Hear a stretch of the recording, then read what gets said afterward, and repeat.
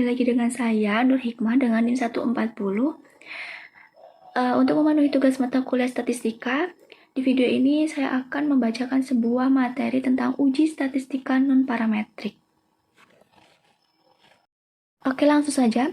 Uji statistika ini didasarkan pada dua pertimbangan, yaitu jenis pengukuran data dan bentuk distribusi populasi. Nah, di slide PPT ada diagram, yaitu uji statistika, ada uji parametrik dan uji non-parametrik. Uji parametrik ini jika skala interval atau rasio distribusi normal. Nah, uji non-parametrik ini jika skala nominal atau ordinal atau distribusi tidak diketahui. Nah, ada jenis uji statistik dengan parametrik, yaitu ada uji statistik Z, T, dan F. Nah, sedangkan untuk uji non-parametrik itu ada uji chi-square, uji tanda, ranking tanda Wilcoxon, Mann-Whitney-Wilcoxon, Kruskal-Wallis, Spearman-Rank correlation. Mungkin bisa dipahami sendiri. Oke, selanjutnya kelebihan dari uji non-parametrik. Yang pertama digunakan pada data skala nominal dan ordinal. Digunakan untuk sampel kecil dan tidak memerlukan informasi populasi. Pada umumnya mudah dipahami daripada uji parametrik. Nah, keterbatasan uji non-parametrik. Ketika menggunakan data skala nominal atau ordinal, setiap data hasil perhitungan tidak diperlukan dengan uji ini, sehingga data hasil perhitungan ini akan tidak berguna. Yang kedua, hasil lebih bersifat umum karena tidak ada informasi tentang populasi, sehingga hasilnya kurang powerful. Oke, selanjutnya uji tanda. Uji tanda ini didasarkan pada perbedaan tanda antara dua observasi yang berhubungan dan memberi tanda positif dengan adanya perbedaan positif dan tanda negatif dengan adanya perbedaan negatif. Oke, yang pertama uji tanda untuk sampel kecil. Uji tanda berupa probabilitas yang menunjukkan populasi pertama lebih besar dari populasi kedua, di mana populasi kedua berhubungan dengan populasi yang pertama. Prosedur uji non-parametrik mengikuti prosedur uji parametrik, yaitu sebagai berikut. Membuat hipotesis nol dan hipotesis alternatif. Misalnya, pernyataan bahwa training bisa meningkatkan kinerja karyawan. HA, ada lebih dari 50% probabilitas bahwa kinerja karyawan mengalami kenaikan setelah mengalami training, sehingga H0, P lebih kecil dari sama dengan 0,50, HA, P lebih besar dari 0,50.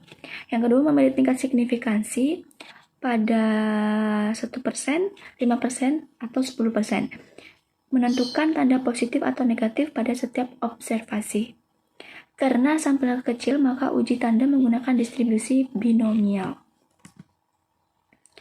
Membuat keputusan. Misalnya N14 dan 2 karyawan tidak berubah kinerjanya, maka jumlah N12. Kita hitung probabilitas kumulatif sehingga mendapatkan probabilitas kumulatif mendekati tingkat signifikansi 0,05. Tetapi tidak pernah sama, yaitu 0,019. Langsung saja ke contohnya. Sebuah perusahaan asuransi syariah Tafakul di Jakarta sedang mengalami perkembangan cukup pesat untuk terus meningkatkan kinerjanya. Perusahaan asuransi melakukan peningkatan kinerja karyawannya dengan melakukan training terhadap karyawan bagian sales penjualan asuransi. Kinerja karyawan dibagi menjadi 3 kategori, yaitu rendah, sedang, dan tinggi. Diambil secara acak sebanyak 10 karyawan dan hasilnya sebagai berikut. Nah, ini merupakan data kinerja karyawan. Dari data tersebut, apakah kita bisa menyimpulkan bahwa training telah meningkatkan kinerja karyawan bagian sales penjualan dengan tingkat signifikansi 5%? Oke. Ada 8 tanda positif, ada 1 tanda negatif, dan 1 tanda nol. Ini menggunakan uji tanda menggunakan distribusi binomial. Membuat keputusan, yaitu tanda positif dan negatif ada 9, maka N9. Terus keputusannya, jika jumlah tanda positif lebih dari 7, maka kita menolak hipotesis 0, dan sebaliknya, gagal menolak hipotesis 0. Tanda positif 8 lebih besar dari 7. maka kita menolak hipotesis nol. Artinya, training karyawan mampu meningkatkan kinerja karyawan. Nah, selanjutnya yang kedua yaitu uji tanda untuk sampel besar. Sampel besar jika sampel itu lebih dari 10. Untuk sampel besar, ujinya mengikuti distribusi normal. Berdasarkan distribusi Z, untuk formulasinya bisa dilihat di sel PPT. Tanda positif atau negatif kurang dari N/2 menggunakan formula seperti yang ada di PPT. Dan untuk tanda positif atau negatif lebih dari N/2 menggunakan formula yang ada di PPT. Bisa dipahami sendiri. Oke, langsung saja ke contohnya. Departemen Pemasaran Perusahaan Makanan Ringan ingin mengetahui bagaimana respon konsumen terhadap produk kacang. Apakah menyukai rasa bawang atau asin? Sampel sebanyak 100 responden diambil secara acak. Rasa bawang ditandai dengan positif dan rasa asin ditandai dengan negatif. Dari 100 responden tersebut, 60 menyukai rasa bawang dengan derajat keyakinan 5%. Apakah kita bisa menyimpulkan bahwa memang terdapat perbedaan selera konsumen? Oke. Yang pertama H0. P sama dengan 0,50 selera konsumen sama. HA. P tidak sama dengan 0,50 selera konsumen tidak sama. Dengan tingkat signifikansi 5% menggunakan uji distribusi Z. Nah, keputusannya nilai Z kritis uji dua sisi pada tingkat signifikansi 5% adalah tambah kurang 1,96. Nah, kita lakukan Z hitungnya seperti yang ada di slide PPT. Nah, nilai Z hitung ketemu 1,9 di mana kurang dari 1,96 sehingga kita gagal menolak H0. Kesimpulannya, dari sampel yang ada belum bisa membuktikan bahwa konsumen mempunyai selera yang berbeda. Selanjutnya yang ketiga yaitu uji hipotesis median. Uji median dilakukan dengan uji tanda. Tanda positif untuk observasi di atas hipotesis median, tanda negatif untuk observasi di bawah hipotesis median, dan observasi sama dengan hipotesis median maka tandanya 0 sehingga bisa dihilangkan observasi ini. Prosedur uji tanda untuk median ini sama dengan uji tanda sebelumnya. Langsung ke contoh, pada tahun 2013 median harga rumah tipe 36 di Jakarta adalah sebesar 330 juta. Departemen Pemasaran sebuah real estate di Jakarta ingin mengetahui apakah memang median harga rumah tipe 36 tahun 2014 memang sudah berbeda dari tahun sebelumnya. Sebanyak 64 rumah tipe 36 diambil secara acak. Dari 64 sampel yang ada, 41 rumah tipe 36 mempunyai harga di atas 330 juta. Dua rumah harganya di bawah 330 juta dan satu rumah harganya 330 juta. Dengan tingkat signifikansi 5%, apakah kita bisa menyimpulkan bahwa median harga rumah tipe 36 di Jakarta telah berubah? Oke, H0 yaitu median sama dengan 330 juta. HA median tidak sama dengan 330 juta. Membuat keputusan nilai Z kritis uji dua sisi yaitu kurang lebihnya 1,96. Lalu ini dilakukan perhitungan untuk nilai Z hitungnya dan ketemu yaitu sebesar 2,125 di mana lebih besar dari 1,96 sehingga menolak H0. Kesimpulannya, sampel cukup bukti bahwa median harga rumah tipe 36 telah berubah pada tahun 2014 di Jakarta. Selanjutnya yang kelima yaitu uji ranking tanda Wilcoxon.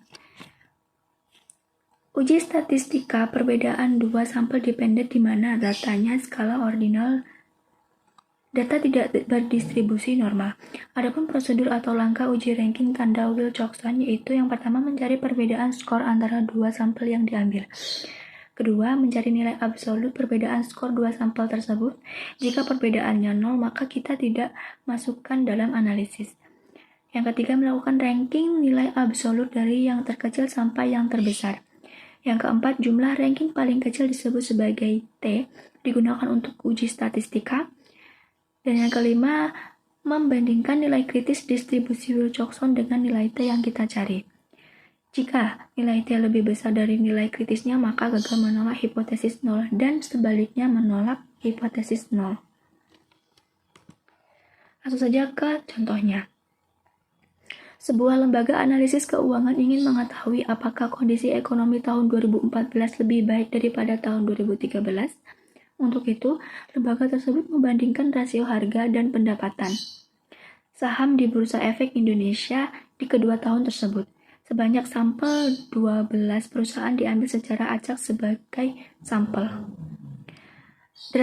Dengan derajat kepercayaan 5%, apakah kita bisa menyimpulkan bahwa price earning ratio tahun 2014 lebih baik dari tahun 2013? Oke. H0 tidak ada perbedaan PE rasio tahun 2013 dan 2014. HA, PE rasio tahun 2014 lebih tinggi dari PE rasio tahun 2013. Dengan menggunakan uji statistika ranking tanda Wilcoxon, di mana nilai Wilcoxon kritis uji satu sisi pada tingkat signifikansi 5%, yaitu 17. Nah, setelah dilakukan perhitungan, nilai T hitungnya adalah 5, yaitu nilai perbedaan ranking yang terkecil. Nilai T hitung sebesar 5 itu lebih kecil dari nilai kritisnya, yaitu 17, sehingga kita menolak H0. Kesimpulannya, bahwa sampel cukup memberi bukti bahwa PE rasio tahun 2014 lebih tinggi dari tahun 2013. Ini merupakan hasil dari uji ranking tanda Wilcoxon dengan program SPSS. Selanjutnya yang keenam, yaitu uji Mann-Whitney-Wilcoxon. Uji ini memerlukan prasyarat bahwa data paling tidak merupakan skala ordinal. Uji perbedaan dua sampel dengan sampel adalah independen dan data tidak distribusi normal. Uji ini dibagi menjadi dua, yaitu sampel kecil dan sampel besar. Yang pertama, uji Mann-Whitney-Wilcoxon untuk sampel kecil.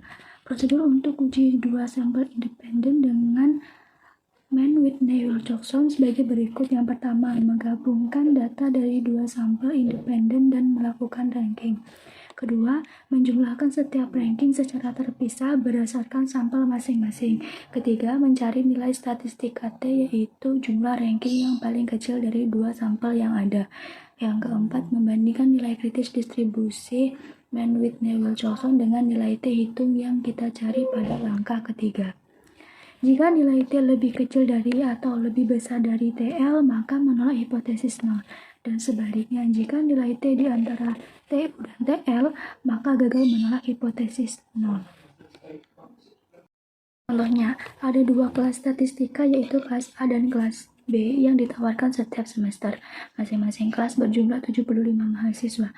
5 nilai mahasiswa dari kedua kelas tersebut diambil secara random. Hasilnya sebagai berikut. Di situ telah tertera nilai dari kelas A dan kelas B. Dengan derajat kepercayaan 5%, apakah kita bisa menyimpulkan nilai statistika kedua kelas tersebut tidak sama? H0, nilai ujian statistika sama antara kelas A dan kelas B. HA, nilai ujian statistika tidak sama antara kelas A dan kelas B. Membuat keputusan, nilai kritis TL sebesar 18, sedangkan nilai sebesar TU yaitu 37. Nilai hitung adalah 24, yaitu jumlah ranking yang paling kecil pada kelas A. Nilai hitung sebesar 24 ini lebih besar dari 17, tetapi lebih kecil dari 37, sehingga kita gagal menolak H0. Kesimpulannya, sampel belum cukup bukti ada perbedaan nilai ujian statistika antara kelas A dan kelas B. Yang kedua, yaitu uji Mann-Whitney-Wilcoxon untuk sampel besar. Bila sampel lebih dari 10, uji statistika Mann-Whitney-Wilcoxon mengikuti distribusi Z. Adapun nilai Z itu untuk uji Mann-Whitney-Wilcoxon sampel besar sebagai berikut. Bisa terlihat itu merupakan formula dari nilai Z hitungnya. Oke, langsung saja ke contohnya.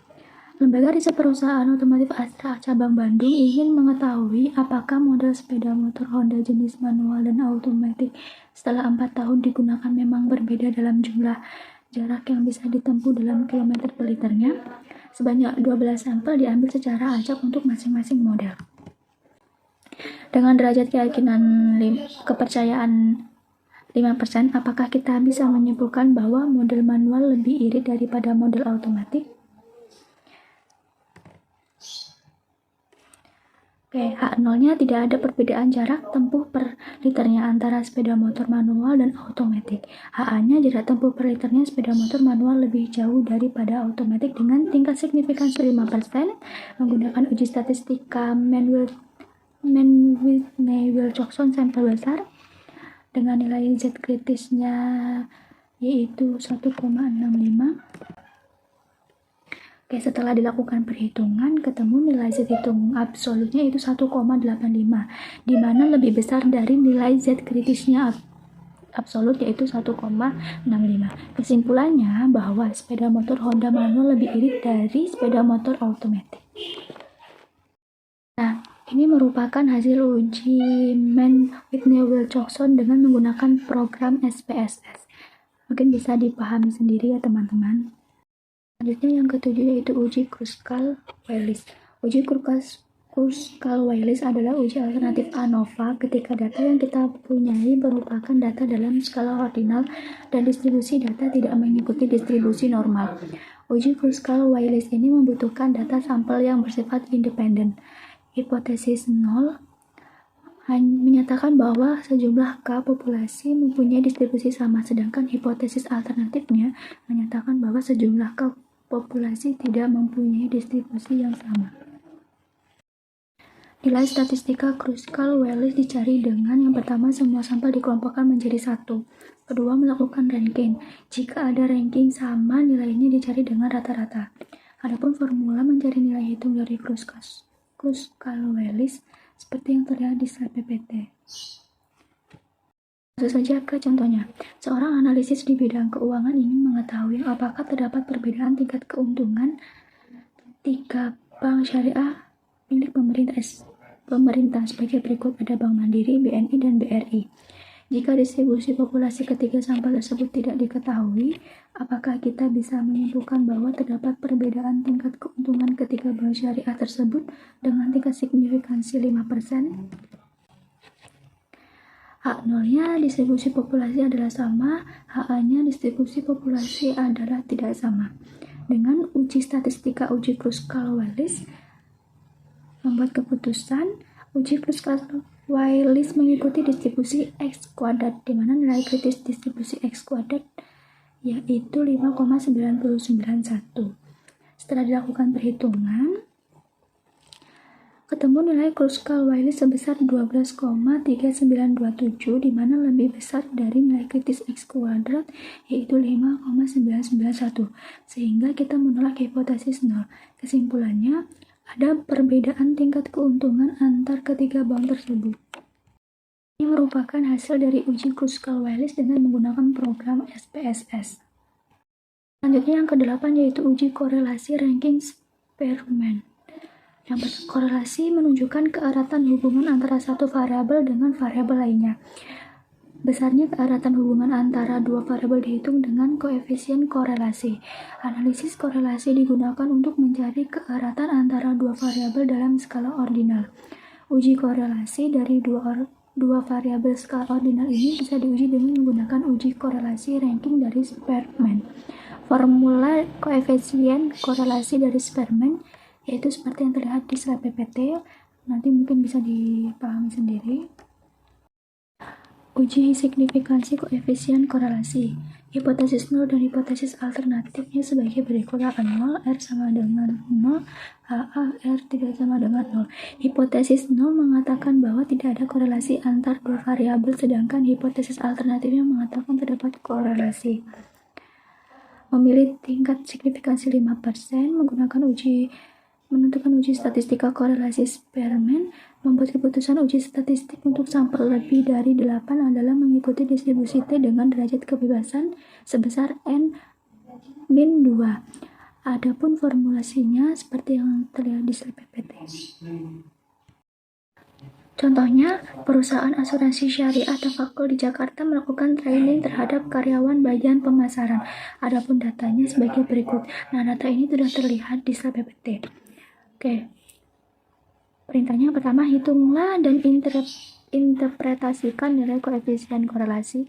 Yang ke B, dengan tingkat signifikansi 5%, apakah bisa disimpulkan bahwa ada korelasi positif antara hasil training dengan ranking rata-rata penjualan karyawan?